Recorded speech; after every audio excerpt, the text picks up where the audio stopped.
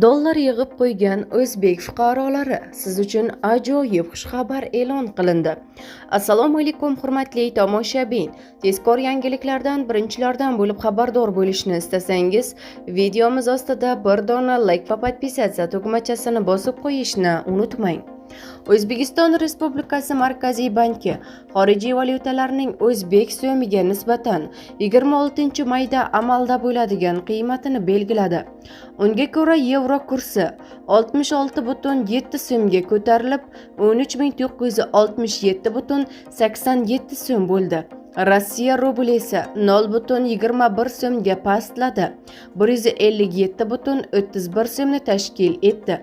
Dollarning rasmiy kursi 18,19 so'mga ko'tarildi, 11.997,83 so'm bo'ldi deyiladi xabarda. Jahonda va O'zbekda bo'layotgan eng so'nggi yangiliklardan birinchilardan bo'lib xabardor bo'lishni istasangiz, video ostida bor yo'g'i bir dona like tugmasini bosib qo'yishni unutmang.